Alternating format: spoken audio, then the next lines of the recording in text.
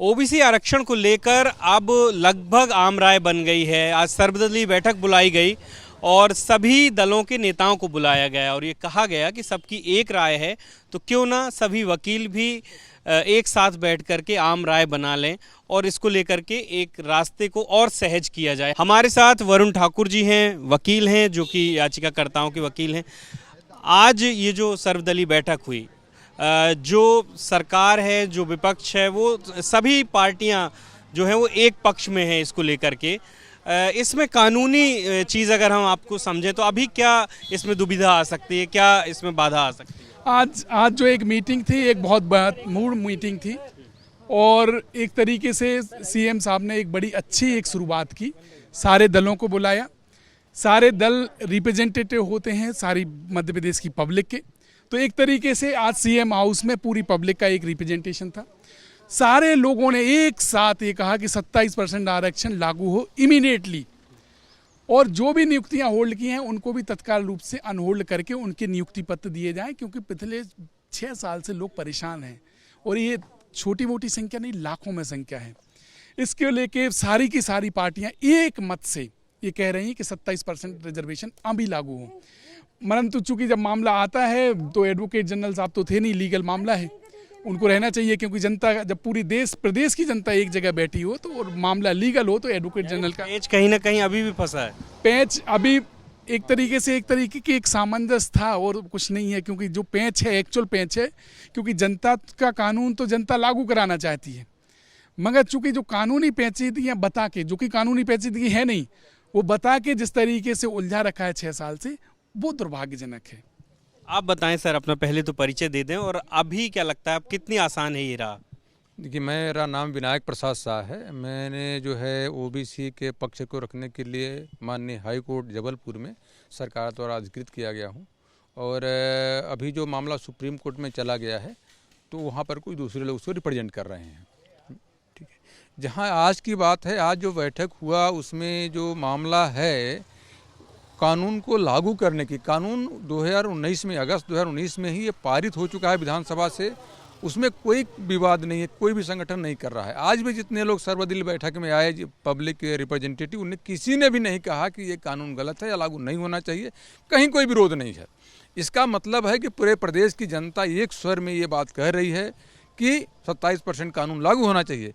पेच इसमें जो फंसा हुआ है वास्तव में वो मध्य प्रदेश सरकार को जो रिप्रेजेंट करने वाली है। देखिए, सरकार पब्लिक को रिप्रेजेंट करती है, लेकिन सरकार को रिप्रेजेंट करने वाली जो बॉडी है वहाँ पर बात फंस रहा है कि वो जो है सरकार का पक्ष उस तरह से नहीं रख रही है जैसा रखा जाना चाहिए, जिसके कारण मामला फंस रही है। उन लोगों ने एफिडेविट दे करके कहा कि ओबीसी को 14% रिजर्वेशन दिए जाने का हाईकोर्ट आदेश पारित करे। सुप्रीम कोर्ट में भी अभी उन्होंने जो है इस तरह का एफिडेविट दिया था। हाँ, जब ओबीसी के लोगों ने ये बात सार्वजनिक किया मीडिया में, तो उन्होंने जो है फिर बाद में उनको लगा कि ऐसा ना कि हम फंस जाए, कानून के हम विरोध में जाके दिए हैं, क्योंकि पूरी सरकार कानून को पालन करने के लिए होती है, ना कि कानून का उल्लंघन करने के लिए। तो 2 बार इधर हाई कोर्ट में दे चुके एफिडेविट, एक बार सुप्रीम कोर्ट में अभी तत्काल दिए हैं, 3 बार ये लोग एफिडेविट दिए हैं। तो इससे इनकी मंशा बड़ा स्पष्ट होती है कि इनकी मंशा ही जो है वो नहीं है, सरकार के जो मंशा है उसके विपरीत काम कर रहे हैं, सरकार को रिप्रेजेंट नहीं कर रहे हैं, ये किसी दूसरे चीज़ों से प्रभावित हैं।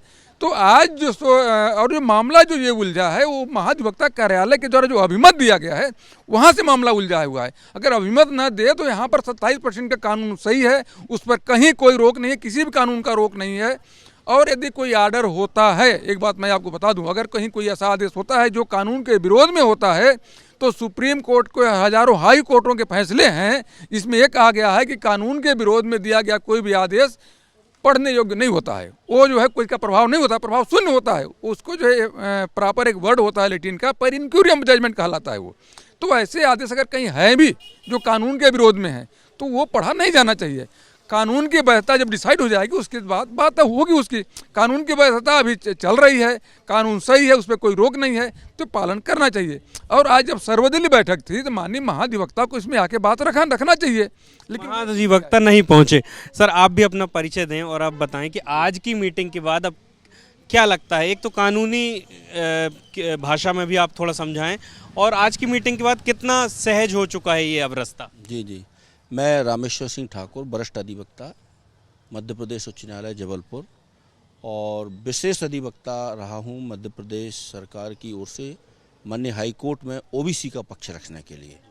तो चूंकि वो मामले ट्रांसफर सब महाधिवक्ता महोदय ने सुप्रीम कोर्ट करा दिए हैं, तो मैं ओबीसी वर्ग की ओर से सुप्रीम कोर्ट में अपीयर होता हूं बीइंग अ इंटरवीन, और कई याचिकाएं भी वहां ओबीसी के पक्ष में दायर की हैं कि ओबीसी को 27% आरक्षण लागू करने के लिए मध्य प्रदेश शासन को निर्देशित किया जाए।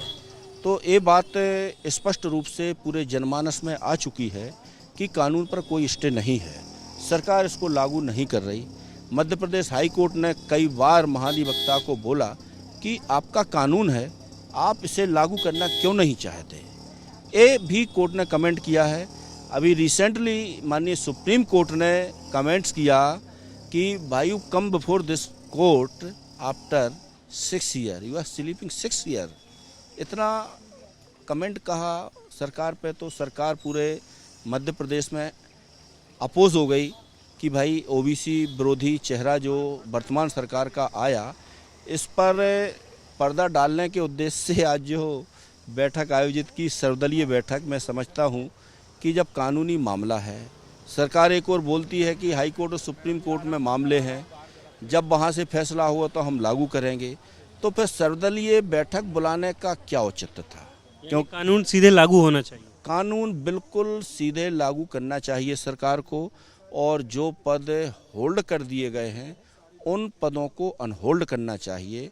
और आज की बैठक में समस्त जनप्रतिनिधियों का भी यही मत था, सब एक राय थे इस मुद्दे को लेकर के कि सरकार अभी से लागू करे, आज से लागू करे। लेकिन अंत में जब माननीय मुख्यमंत्री जी ने देखा कि अब मैं चारों ओर से घिर गया हूँ, क्या दूं, तो फिर उन्होंने अपनी गेंद महाधिवक्ता के पाले में लुढ़का दी। और दुर्भाग्य की बात है कि महाधिवक्ता इस महत्वपूर्ण बैठक में नहीं आए, जबकि इस बैठक में तो महाधिवक्ता को होना चाहिए। और जो मध्य प्रदेश सरकार का सुप्रीम कोर्ट में पक्ष रख रहे solicitor general of India Tushar Mehta, उनको भी इस बैठक में कॉल करना चाहिए था, लेकिन नहीं थे। तो इससे तो केवल यही प्रतीत हो रहा कि जस्ट आईवास था और सेविंग है क्या सिर्फ ये? हाँ, बस। और मैं तो इतना भी कहूँगा कि ऐसे व्यक्ति को महाधिवक्ता के पद पर 1 मिनट भी रहने का कोई ना तो नैतिक अधिकार है, ना संवैधानिक अधिकार है। आज की इतनी महत्वपूर्ण बैठक में वो उपस्थित नहीं हुए, ये जनता का भी अपमान है। और ये जो कानून विरोधी उनका जो चेहरा सामने आया है, आज सीएस भी बैठे थे और माननीय गणेश सिंह जी ने स्पष्ट कहा कि जब रोक नहीं है तो भाई इसको लागू करिए। तो महाधिवक्ता ने वर्चुअल अपीयर होकर बोला नहीं, वो एक केस में स्टे है।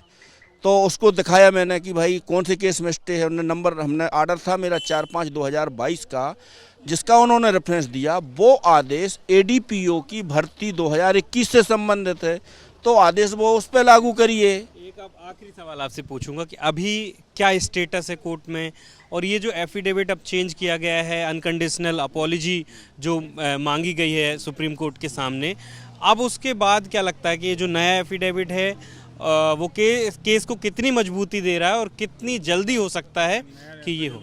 देखिए, जो एफिडेविट अभी आज दैनिक भास्कर और तमाम मीडिया में छपा हुआ है, इस प्रकार के कई affidavit Madhya Pradesh high court में दे चुके हैं कि हम 14% आरक्षण लागू करने की अनुमति दी जाए।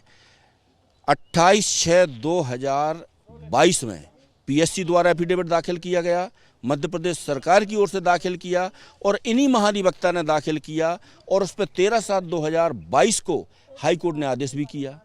जब जे भर्ती निकली 2021 में एडीपीओ की, इसको जब चुनौती दी गई, इसमें कानून को चुनौती नहीं दी गई है, तो उस आदेश को स्टे मान रहे हैं। और जिस याचिका के अंतिम आदेश के निर्णयाधीन रहते हुए समस्त भर्तियों में वो केस नंबर डाला है, वो याचिका हाई कोर्ट से भी खारिज हो चुकी है, सुप्रीम कोर्ट से भी खारिज हो चुकी है, फिर भी इन्होंने पद अनहोल्ड नहीं किए हैं। और जहाँ तक बात सुप्रीम कोर्ट में मामलों की है, तो सुप्रीम कोर्ट में मामले तो गलत रूप से हालांकि ट्रांसफ़र कराए गए हैं, ट्रांसफ़र कराने का कोई औचित्य था नहीं।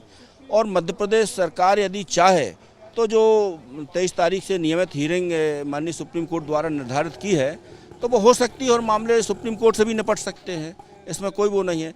फिर भी मामले लंबित हैं, लेकिन कानून सरकार आज से लागू कर सकती है, उस पर कोई रोक नहीं है। और इस बात का पिछली 3 सुनवाई में सुप्रीम कोर्ट ने हिंट भी कर दिया है। तो तमाम जो कानून के जानकार है, जो इस लड़ाई को कानूनन लड़ रहे हैं कोर्ट के सामने, उनका भी यही कहना है कि इसके पीछे कोई विशेष अड़चन नहीं है। और ख़ास तौर पर अब जब ये सर्वदलीय बैठक में भी तय हो गया है, कोर्ट के द्वारा अब ये फैसला जल्द से जल्द आ सकता है और सरकार भी चाहे तो किसी भी वक्त 27% आरक्षण ओबीसी वर्ग को मध्य प्रदेश में लागू कर सकती है। कैमरा पर्सन उमेंद्र देशमुख के साथ अंबुज पांडे, एबीपी न्यूज़, भोपाल।